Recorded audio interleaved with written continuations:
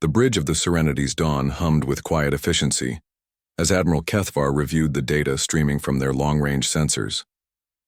The third planet of this unremarkable yellow star had been broadcasting radio signals for over a century, and the Zephyrian hegemony's xenobiological analysis was conclusive. "A peaceful species, Admiral," reported his science officer, her crystalline features reflecting the soft blue glow of the displays.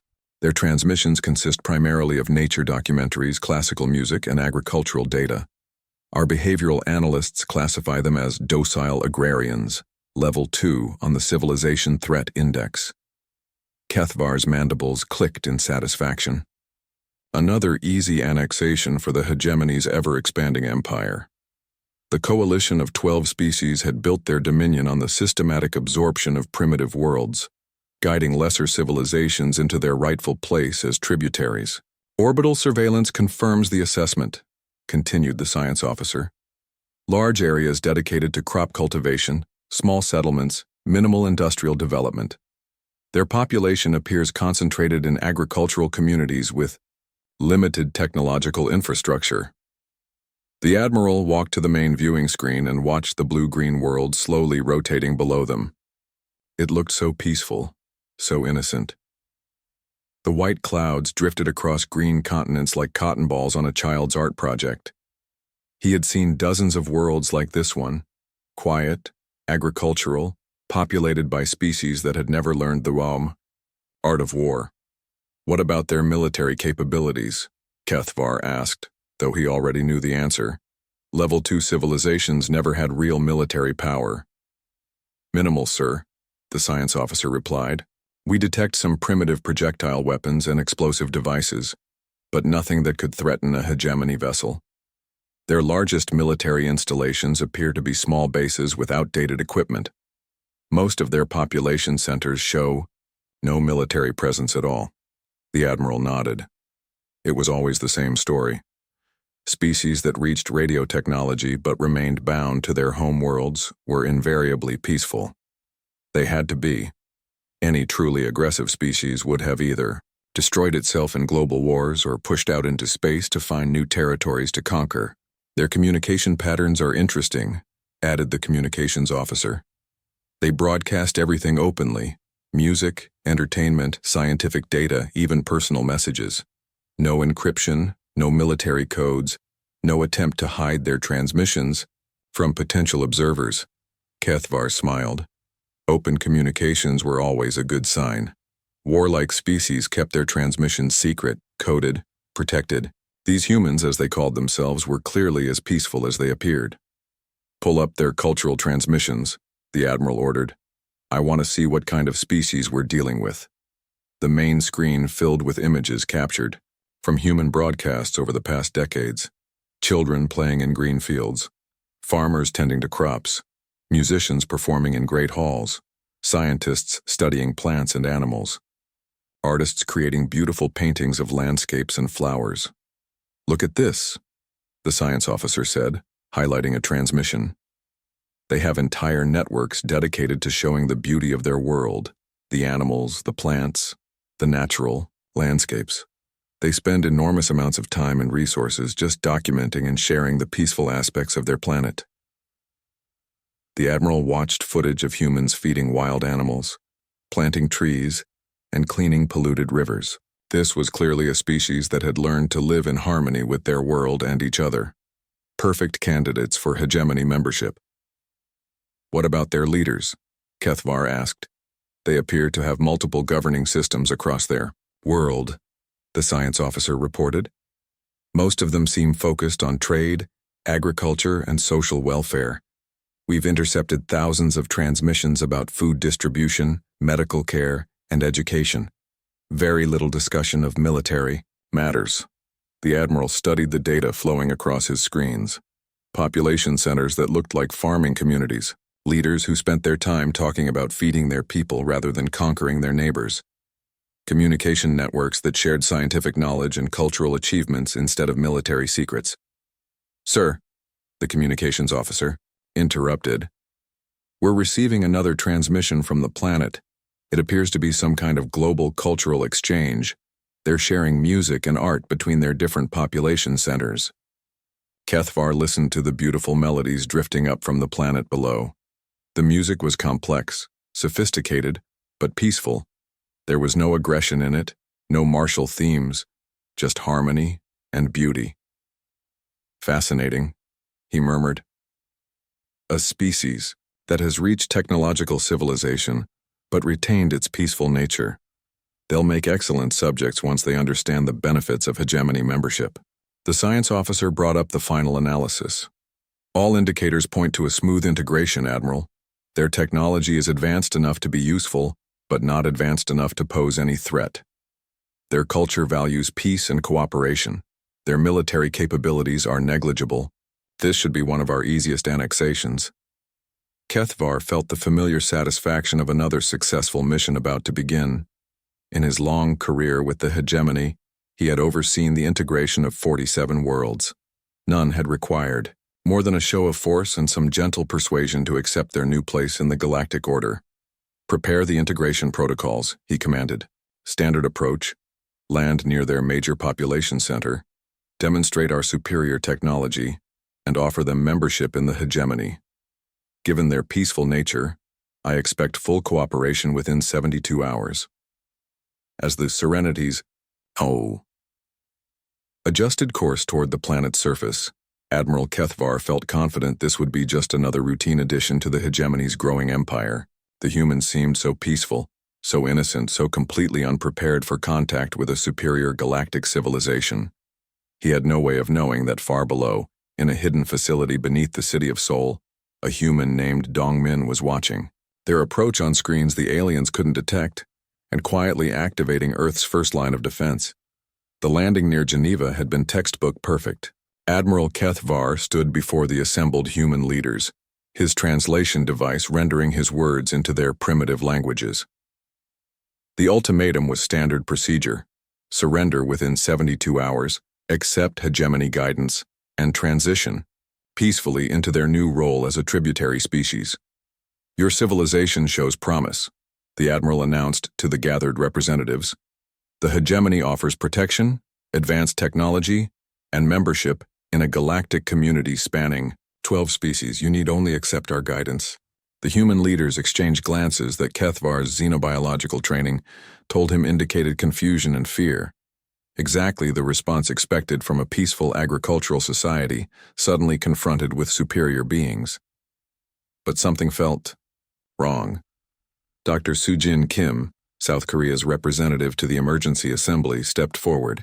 Her voice was calm, measured, entirely too controlled for someone supposedly overwhelmed by first contact. "We appreciate your offer," she said carefully, "but humanity requires time to consider such an important decision. Surely you understand that we cannot make this choice quickly." The Admiral's confidence wavered slightly. In 47 previous annexations, primitive species had either immediately submitted or shown obvious signs of panic. These humans displayed neither reaction. Their faces were too calm, their voices too steady. It was as if they had been expecting this moment. "Time is a luxury you cannot afford," Kethvar replied, following standard protocol. "The hegemony's offer is generous, but it is not permanent. You have 72 hours to decide." Dr. Kim nodded slowly. "We understand. We will need to consult with our governments and our people. This is a decision that affects every human on Earth." As the human representatives filed out of the meeting hall, the Admiral noticed something that made his stomach tighten with unease. They moved with too much purpose, too much coordination. There was no chaos, no desperate scrambling that should have followed first contact with a superior alien force. Within the first hour after the ultimatum, Kethvar's monitoring stations detected something that chilled him to the bone. The planet's communication networks, which their long-range sensors had dismissed as simple radio and primitive internet, suddenly exploded with activity. "Admiral," his communications officer reported, her voice tight with concern, "we're detecting massive coordinated activity across all human population centers. The communication traffic has increased by 3,000%, but we can't decode any of it." "What do you mean you can't decode it?" the Admiral demanded. "Sir, They've switched to some kind of quantum encryption system. Our translation devices can't penetrate it. It's like they suddenly started using technology we didn't know they possessed. The Admiral stared at the tactical display in growing alarm. Red indicators were lighting up across the planet as human settlements that had appeared quiet and agricultural began showing signs of intense activity.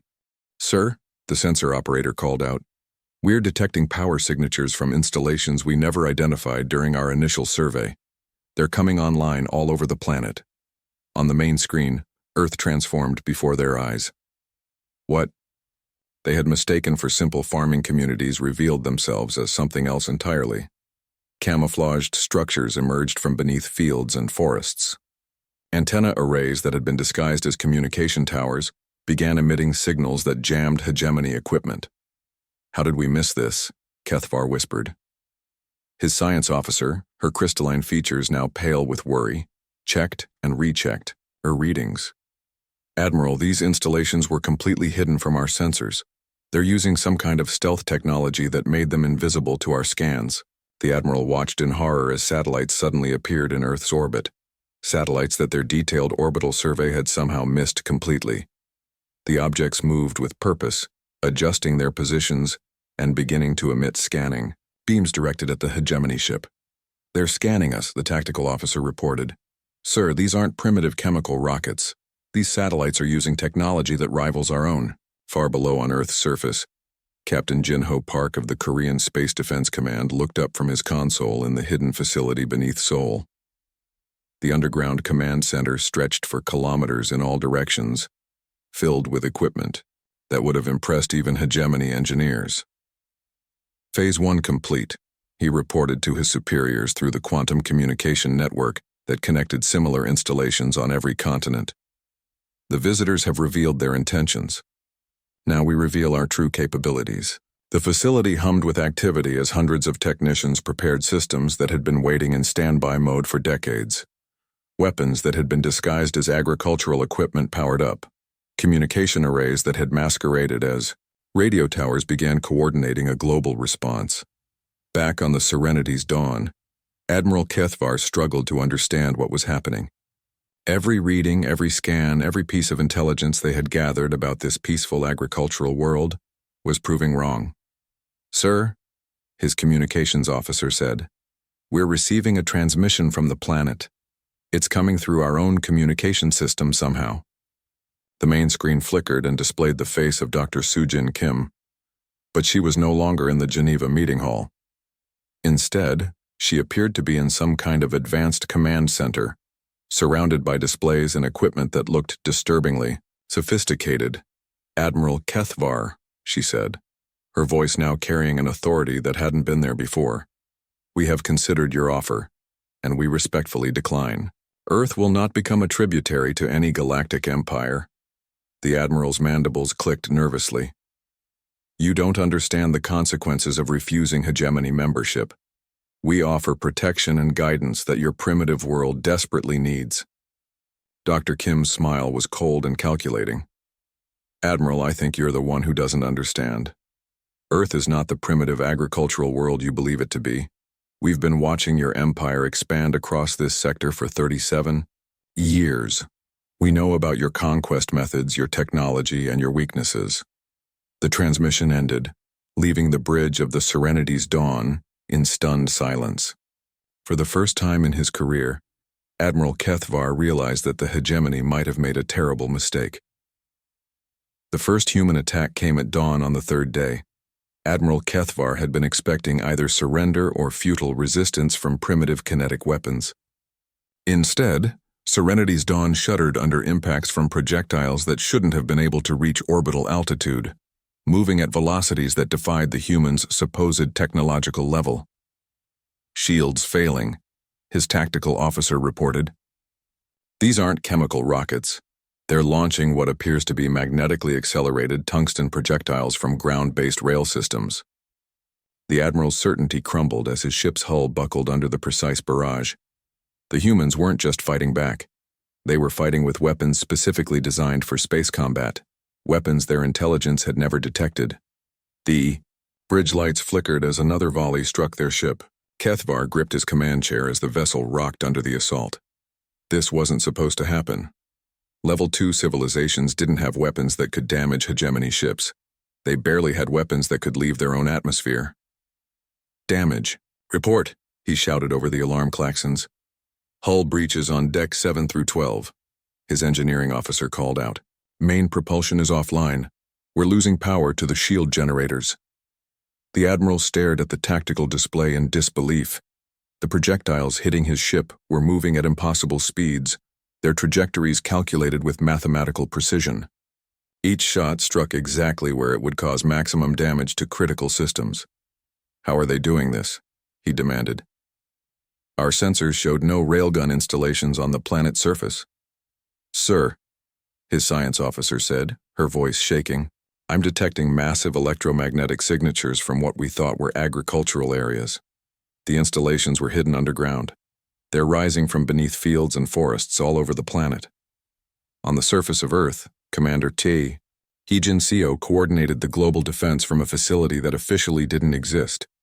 The underground command center had been carved from solid rock beneath the Korean mountains, its walls lined with displays showing the battle unfolding in orbit above. Target acquired, reported her weapons officer. Enemy vessel's propulsion is disabled. Their shields are down to 30%. Commander Seo studied the tactical readouts flowing across her screens. The alien ship was exactly where her calculations had predicted it would be when the attack began. Humanity had been planning this moment for decades. Launch Phase 2, she ordered calmly. Across Earth's surface, launch sites that had masqueraded as grain silos and water treatment plants opened their hidden doors. What emerged weren't the primitive rockets the aliens expected, but sleek assault shuttles equipped with technology that had been reverse-engineered from intercepted hegemony transmissions. Admiral Kethvar watched in horror as small craft rose from the planet below. They moved with purpose and coordination that spoke of military training and advanced guidance systems. His damaged ship couldn't maneuver to avoid them. Sir, multiple incoming craft, his tactical officer reported. They're using some kind of stealth technology. Our sensors can barely track them. The assault shuttles approached the crippled hegemony vessel like predators closing in on wounded prey. Their hulls were dark, angular, designed to absorb rather than reflect sensor sweeps.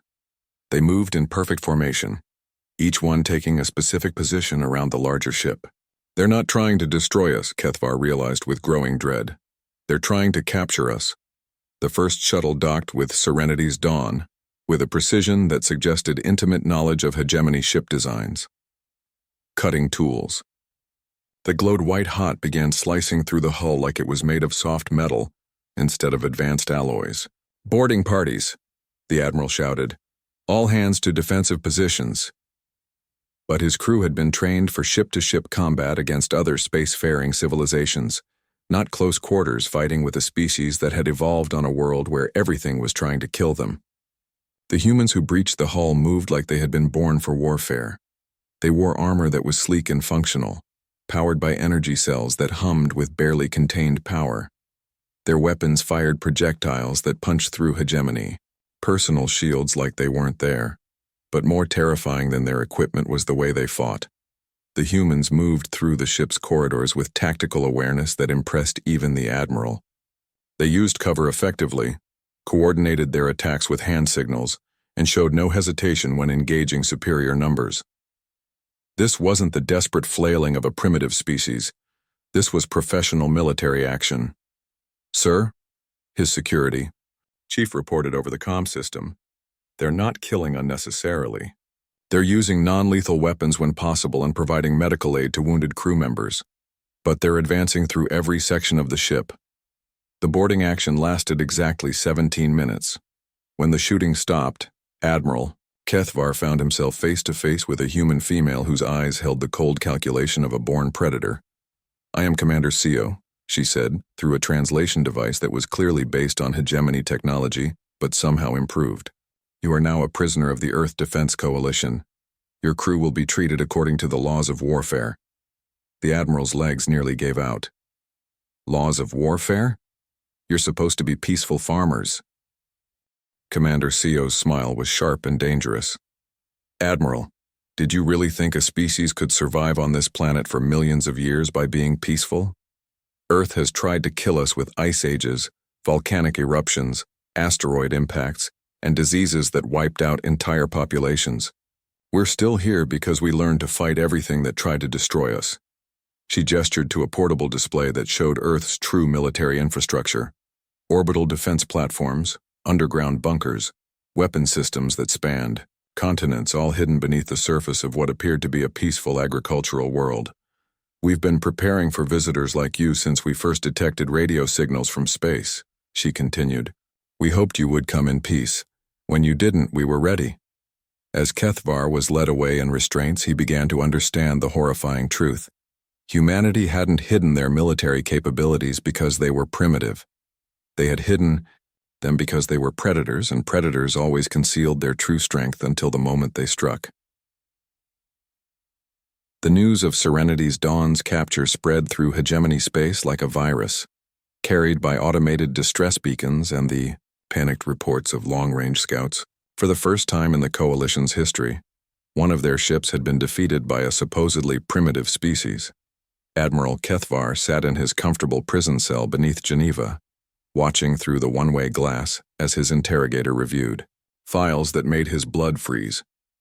Commander Jin A. Seo had been replaced by a younger human, Captain Dong-Wook Kim of Earth Intelligence, whose questions revealed the true scope of humanity's preparation. We've been monitoring hegemony communications for 37 years, Kim explained casually as if discussing the weather. Your translation protocols were laughably simple to crack. We know about your 12-member species, your military, doctrine, your industrial capacity, and your territorial expansion patterns. The human placed a tablet on the table showing star charts marked with hegemony worlds. We also know about the resistance movements on 7 of your conquered worlds, species that never forgot their freedom. They've been very helpful. The Admiral stared at the tablet in horror. The star charts showed detailed intelligence about hegemony military positions, trade routes, and defensive installations. Information that should have been impossible for a single world species to obtain. How? Kethvar whispered. Captain Kim smiled and touched the screen, revealing a network of communication intercepts spanning decades. Your people are very talkative, Admiral. Every transmission, every data burst, every military communication you've sent in this sector for the past 4 decades has been recorded and analyzed. The humans showed him recordings of hegemony fleet movements, tactical discussions between admirals, and even personal conversations between crew members. The scope of the surveillance was breathtaking and terrifying. But more importantly, Kim continued, we made contact with your former victims, the species you conquered but never fully broke. They were very eager to share information about hegemony, weaknesses. Meanwhile, in the depths of space near the hegemony industrial world of Kepler 442b, Captain Young-Ho Lee commanded the lead ship of humanity's first fleet as it dropped out of quantum space. The human vessels were smaller than their hegemony counterparts, but they moved with the coordinated precision of a wolf pack. The ships were sleek and dark, their hulls designed to absorb sensor scans rather than reflect them. They had been built in secret orbital facilities hidden behind Earth's moon, constructed using technology reverse-engineered from captured hegemony equipment and improved with human innovation. Target their manufacturing stations first, Captain Lee ordered his fleet. Remember, we're not here to destroy civilians. We're here to break their ability to make war. The human ships spread out in attack formation, each one moving to strike a specific target. Their weapons were precise, calculated to disable rather than obliterate. When they fired, streams of accelerated particles struck the hegemony shipyards with surgical accuracy.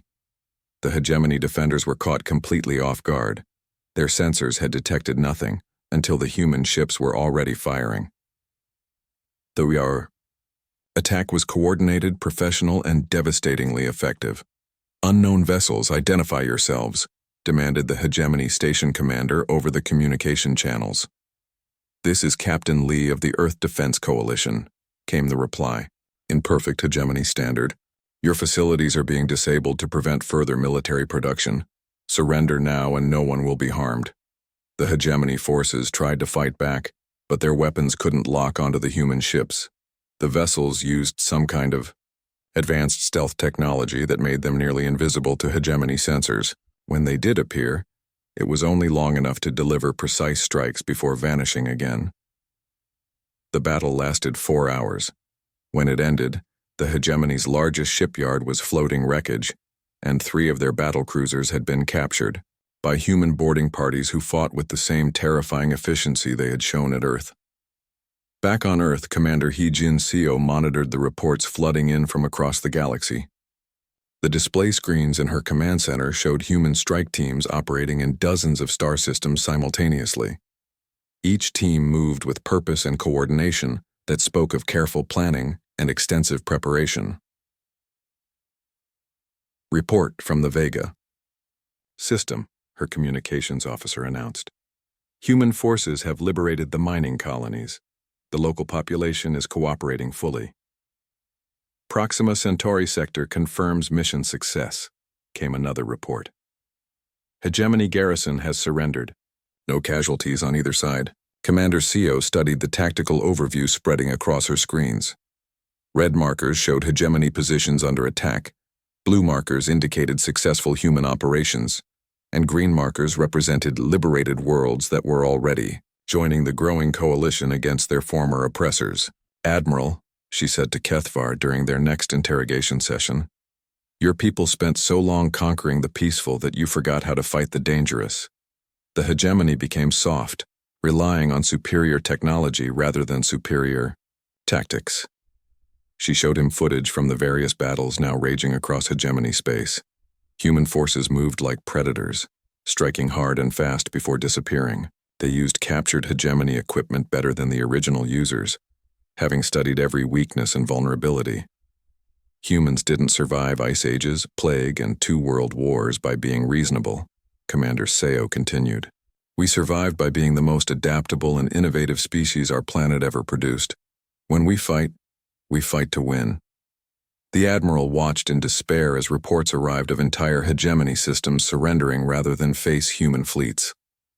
His own people, conditioned by centuries of easy victories over peaceful civilizations, were learning what it meant to face an enemy that had been forged by 4 billion years of evolutionary warfare.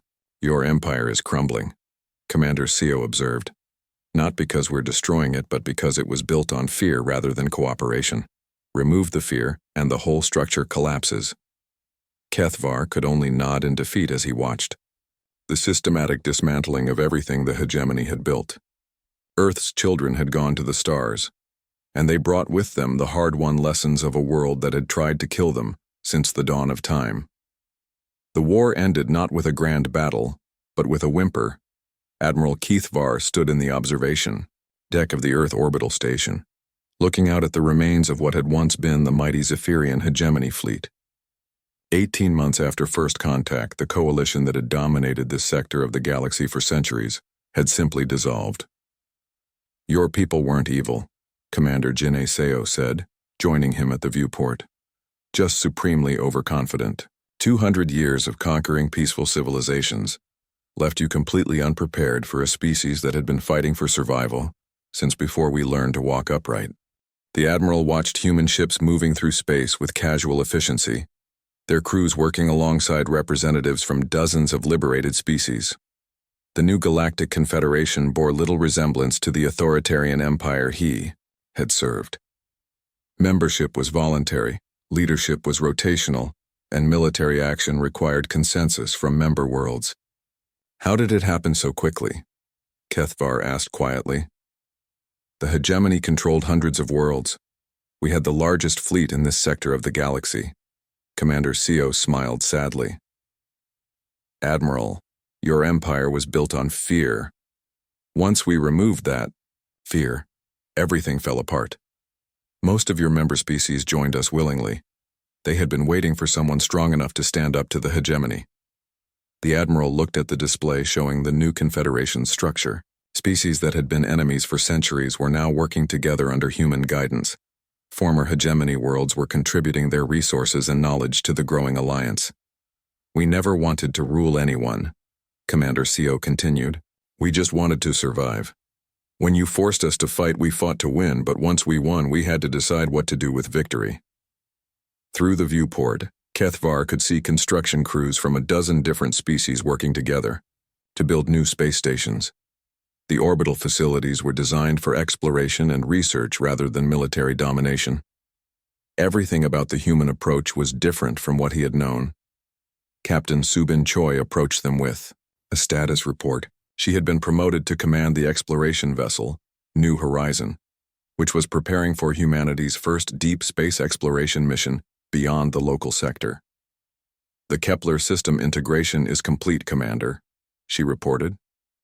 "Their agricultural worlds are already contributing to the Confederation's food distribution network. The Proxima delegation has agreed to share their medical technology in exchange for human defensive systems." The Admiral marveled at how quickly everything had changed. Species that had been conquered and oppressed under hegemony rule were now thriving as equal partners in the Confederation. Their technologies, their cultures, their unique perspectives were all valued and integrated into the growing alliance. "What happened to the other hegemony species?" Kethvar asked. "Most of them joined us," Commander Seo replied. "Your people, included. The Zephyrian Republic is now a member of the Confederation. They've been very helpful in establishing trade relationships with other species in the outer sectors." The Admiral found this hard to believe. "The Zephyrians agreed to join? After everything that happened?" "Your people were trapped in the same system we destroyed," Commander Seo explained. "Once they were free from the hegemony's military structure, they remembered what they had been before the conquest began. They're explorers and traders by nature, not conquerors." Captain Choi showed them a display of the Confederation's current membership. 43 species had joined voluntarily, contributing their unique abilities to the growing alliance. The diversity was remarkable. Species specialized in everything from advanced mathematics to biological engineering to artistic expression. "The key difference," Commander Seo continued, "is that we don't rule through fear. Every member species has a voice in Confederation decisions. Military action requires consensus. No one is forced to participate in anything they don't agree with." Kethvar studied the organizational charts displayed on the screens around them. The Confederation's structure was complex but fair, with representation based on population and contribution rather than military power. Humans held important positions, but they shared leadership with dozens of other species. "Your species could have simply conquered us all," the Admiral observed. "You had the military power after defeating the hegemony. Why build a confederation instead of an empire?" Commander Seo's expression grew serious. "Because we learned something important from studying your conquered worlds, Admiral. Fear-based rule creates resentment, resentment breeds rebellion, and rebellion eventually destroys empires. We didn't survive on Earth by dominating other species. We survived by adapting, learning, and cooperating when necessary." She gestured toward the viewport where ships from dozens of worlds worked together in peaceful cooperation. "This is stronger than any empire because it's based on choice rather than force. When species choose to work together, they're more creative, more productive, and more loyal than when they're forced to obey." The Admiral watched a group of young beings from various species working together on some kind of engineering project. They were laughing and sharing ideas, their different perspectives combining to solve problems that no single species could handle alone. "We're sending out exploration fleets to contact other civilizations," Captain Choi announced. "But this time we're going as friends rather than conquerors. We want to learn from them, trade with them, and invite them to join us if they're interested." As Kethvar prepared to return to his homeworld aboard the transport that would take him back to the Zephyrian Republic, he reflected on the transformation he had witnessed. The humans had not only defeated the hegemony, but had built something better in its place. "Admiral," Commander Seo said as they shook hands in farewell, "I hope you'll consider serving as an ambassador between the Confederation and the outer sectors. Your experience with both systems would be valuable." The Admiral nodded thoughtfully. Perhaps there was still a way for him to serve something greater than conquest. As his transport departed Earth's orbital station, he carried with him a final report that would reshape how the galaxy thought about power, cooperation, and the true meaning of strength. The age of easy conquest was over, replaced by an era of voluntary cooperation overseen by the descendants of a small blue world that had taught the galaxy what it truly meant to survive and thrive together.